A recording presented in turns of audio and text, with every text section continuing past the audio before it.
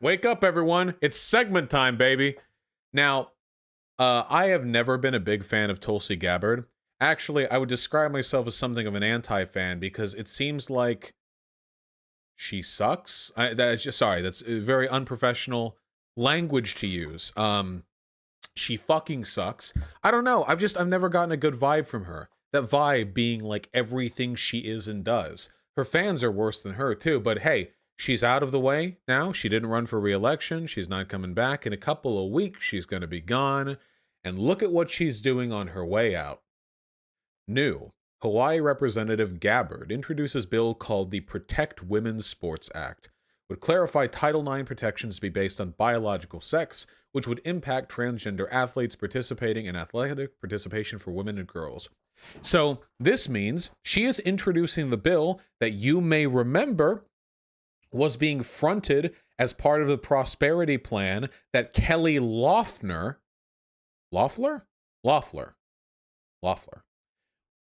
was arguing for in that debate. Radical far-left Tulsi Gabbard, progressive queen, basically the same as Bernie Sanders, you know? This is what she's doing with her last couple of weeks. There are so many things. Okay, God, there are so many things that I could say about this. We're going to talk about it. We're going to talk about trans sports. But first of all, this is what you're doing in your last couple of weeks. This is the legacy that you're throwing out there, introducing a bill that's going to be overwhelmingly supported by Republicans to fuck over like trans high school girls. That's it. That's it.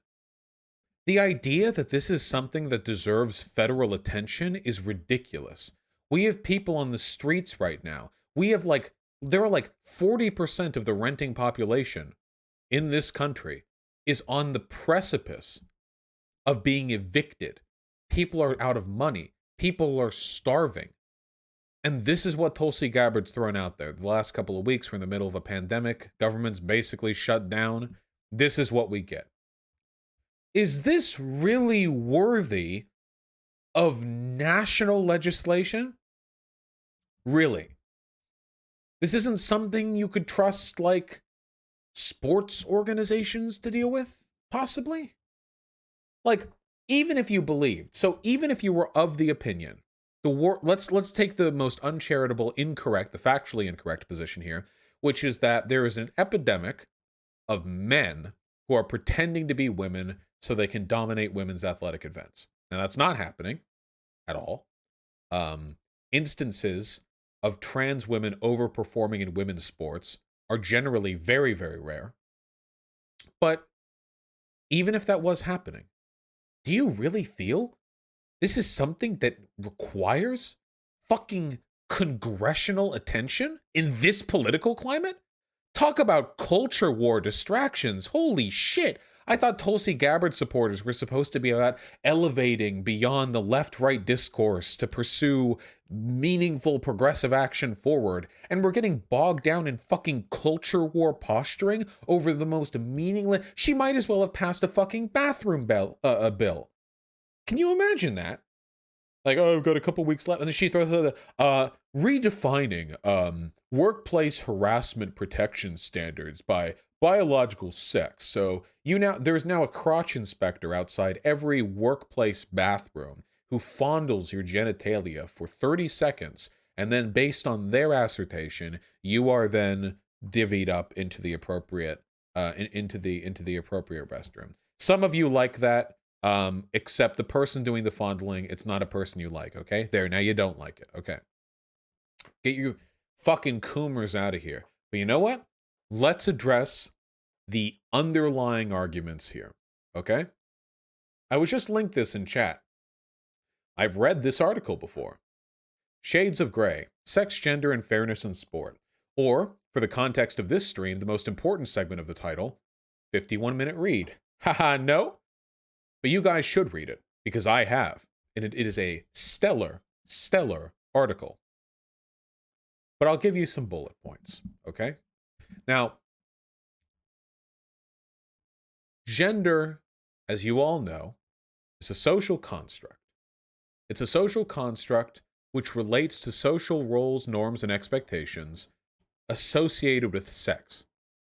So, for example, the type of clothing that I wear is generally dictated by gender norms. Like, now, obviously, I need clothing that gives me extra girth for my wide shoulders, and obviously, all the clothing that I wear needs the dick hammock. I mean, I can't do without the dick hammock, but the fact that I wear pants instead of a dress. Look, if you don't want to get in the way of the cock and balls, skirts and dresses are objectively superior to jeans. I mean, I'm just saying.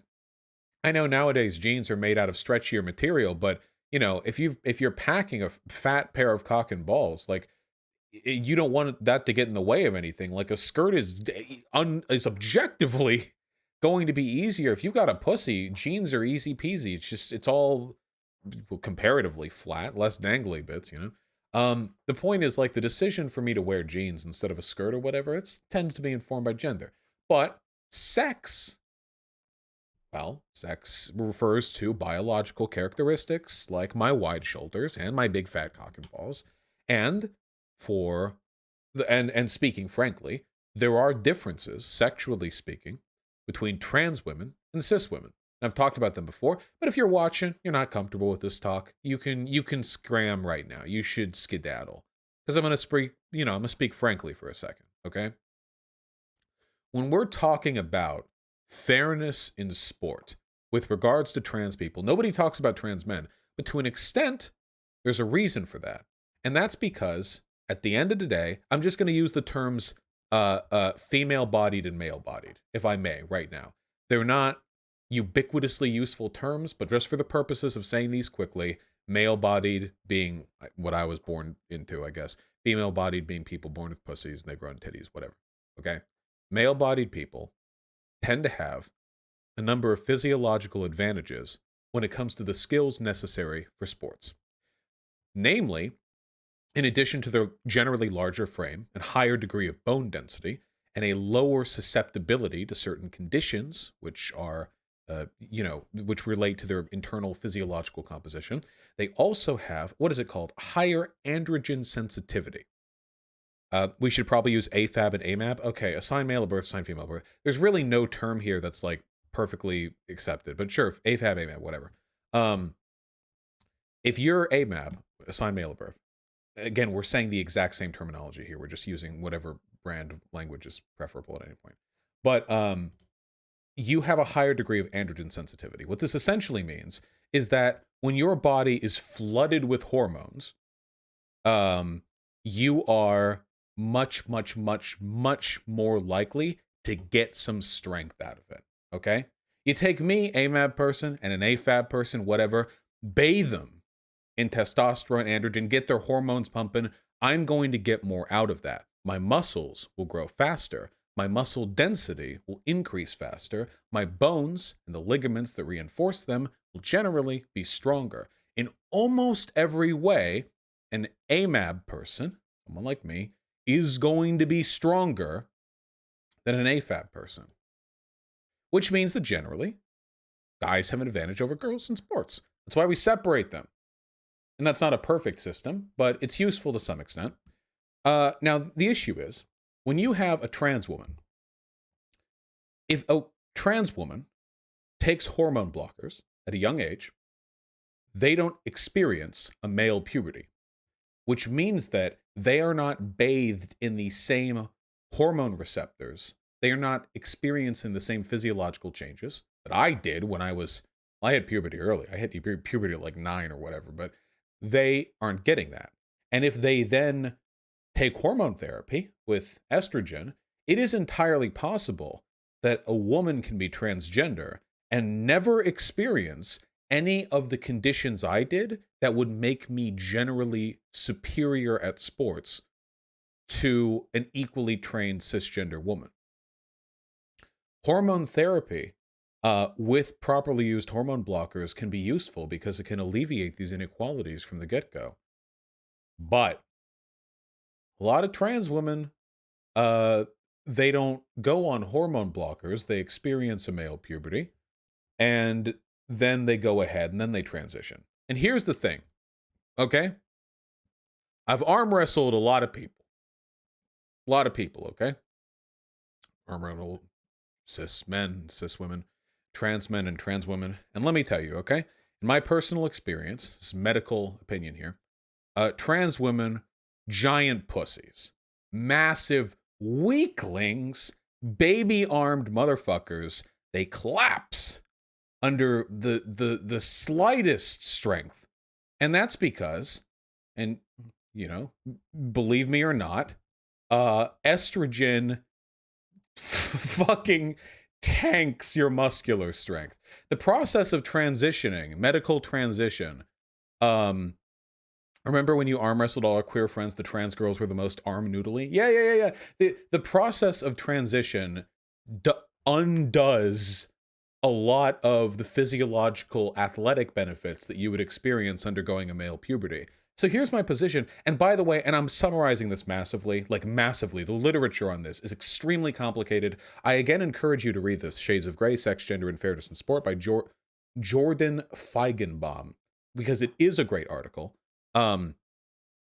Generally speaking, I think that most trans women are, in an athletic context, about on par with cisgender women after they've gone through a certain degree of hormone therapy. There are sports organizations that have set a 2-year threshold for that. That's a standard I'm familiar with. 2 years of hormone therapy as a trans woman, and then you can participate in athletic, competitions alongside cisgender women. I think that works for the most part. Like, really. And from what I've seen, this seems to be the case. If you're like a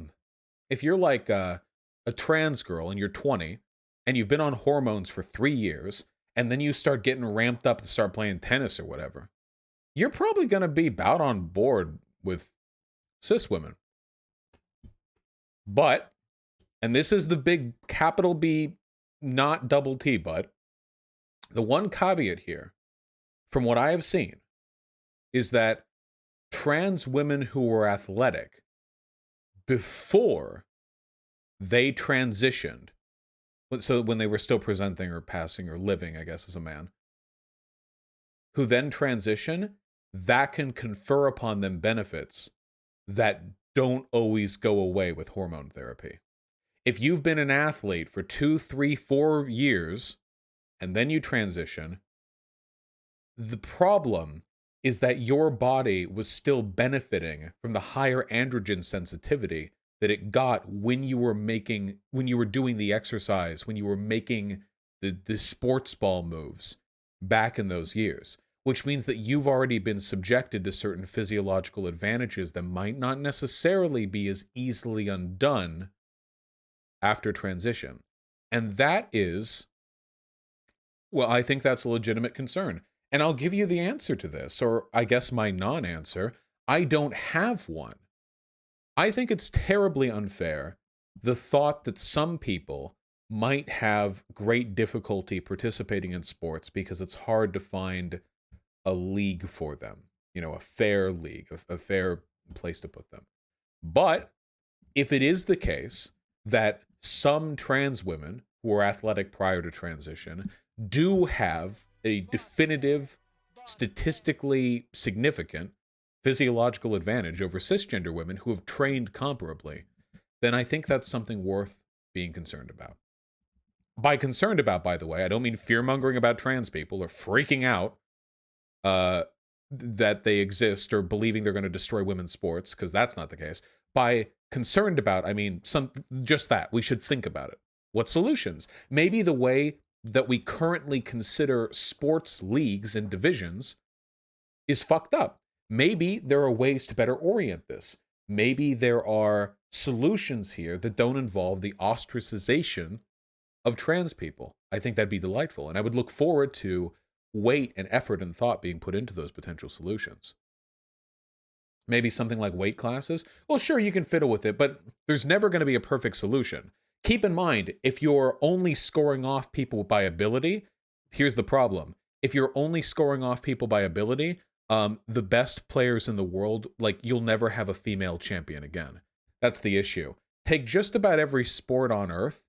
If you aren't separating it to men's and women's classes, but you're only doing it in by weight or by skill, you're never going to have a female champion again. You can take anything from sprinting to boxing to swimming, and at the end of the day, it's going to be cis men on top every time if you aren't splitting people up by sex or by gender. And is that fair? Yeah, I disagree. It's not a matter of disagreeing. It's an objective fact. You can look right now at all the records held in basically every athletic category, and you can see, like, if you stop splitting it by gender, like, how that would pan out. There are sports where things are more level-handed, though, but why don't you look? Because I don't want to Google right now. Yeah, esports are the new sports, though men tend to perform better in esports too. But that's probably more because of social normalization. I don't know if I'm sold on the argument that the testosterone brain allows for faster League of Legends gameplay. Do you understand the argument that I'm making? Why don't we just rank sports based on class of ability rather than crotch fruit? Well, I'm not making a prescriptive argument about how we should handle sports. The only argument I'm making is that from everything that I've read on this subject, and I've tried to read a lot in it, it does seem like there is a specific edge case where some trans women will have an advantage. Now, what you do with that information is what's most important, because the fact of the matter is that latent disadvantages exist across the spectrum.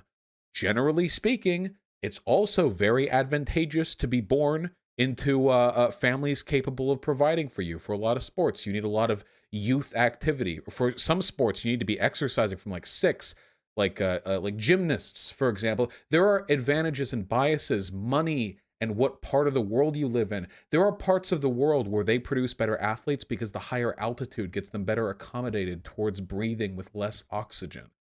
Or at least I think that's a factor. There's a lot of weird inequality when it comes to sports placements, okay? So let's not freak out about that. Because if you freak out about it, you're not any better than this stupid asshole, Tulsi Gabbard, who's clout sharking with fucking 5 weeks or whatever left in her congressional term, trying to throw out a bill that only Republicans are going to vote for so she can score fucking culture warrior points on the back end of her term, okay? If you freak out about it, you're no better than her. This is not an issue that requires a federal bill. Nobody's lives are being destroyed by this. Nobody's dying. Nobody's losing everything. This is like such a this is like, oh God. Well, it's like the trans bathroom bill arguments. An issue with very minor, very, very limited concern, which could be easily addressed with just like a little bit of growing pains as we come to accommodate a new understanding of our world and how trans people fit into it. And the common discourse, obviously, trans people have existed forever. But instead, conservatives virtue signal by pretending that this is like the end of the world, whatever. What do we even got here? It shall be a violation of subsection A for a recipient of federal funds who operates, sponsors, or facilitates athletic programs or activities to permit a person whose biological sex at birth is male to participate in an athletic program or activity that is designated for women or girls. Do you know how severe this is? Any federal funds?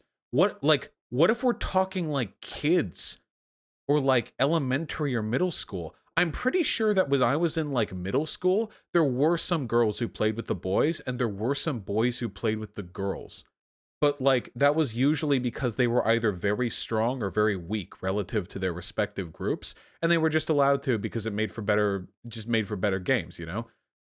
Like they weren't showering together, but they were just kids. Like they're just playing around. But now this is a federal issue of that the federal government gets to retract funds.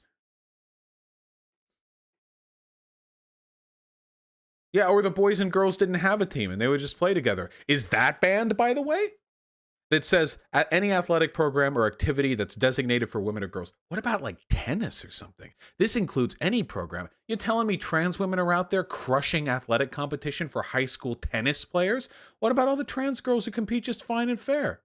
What about trans girls who undergo hormone therapy so there's no physiological at least with regards to androgen sensitivity and all the things that lead to athletic benefits, not a statistically significant physiological difference between them and cis women. What about all this? Wait, does that not apply to girls joining sports for boys? Nope, it does not. It's specifically about women's sports, which is, again, an indication that this isn't about fairness and instead has everything to do with culture war, fear-mongering, virtue signaling bullshit.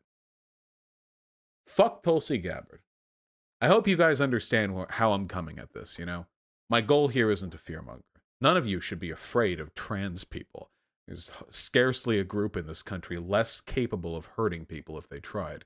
We shouldn't be fearful of trans people. And by the way, what this ultimately comes down to, apart from all the virtue signaling, all the crap, what this ultimately comes down to is growing pains. Okay? What do the trans boys do? This bill has nothing to do with the trans boys, because as always, they get ignored. It's about growing pains. Trans people exist, they're not going away.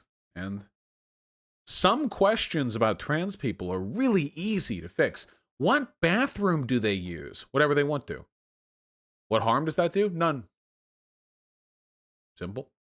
Easy peasy. But the sports stuff? Maybe you have a question or two. And I'm okay with those questions being asked, by the way.